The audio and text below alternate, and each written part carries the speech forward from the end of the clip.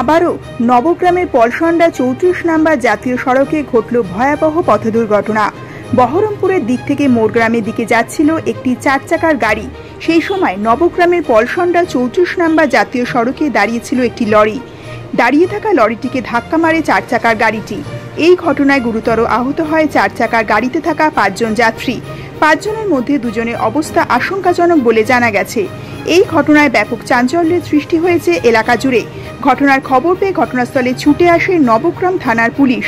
4 চাকা গাড়িটি এবং লরিটিকে তারা দক্ষিণ গ্রাম পুলিশ ফাঁড়িতে নিয়ে এসেছে।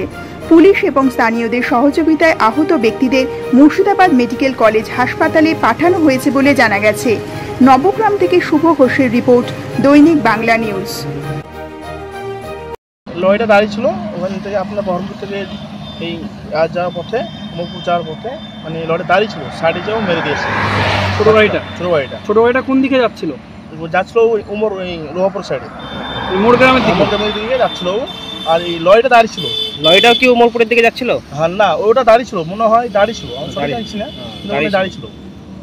গাড়িতে কতজন আহত হয়েছে দেখেন? গাড়িতে 3 জন, 2 জন গুরুতর আহত হয়েছে আর 3 জন সুস্থ আছে। কোথায় ওদিকে নিয়ে যাওয়া হলো? মেডিকেল কলেজে নিয়ে যাওয়া। কেমন মনে হচ্ছে আহত কেমন হয়েছে? আহত 2 জন খুব সিরিয়াস, একজনের বুকে লেগেছে, একজনের হাতে একদম পুরো শেষ হয়েছে। পুলিশ এসছে ঘটনাস্থলে? পুলিশ এসছে? হ্যাঁ পুলিশ এসছে। আপনার নাম? এসে নিয়ে যাবো। আপনার নাম? আমার নাম জায়গাটার নাম জানেন কি? 1 নম্বর আছে।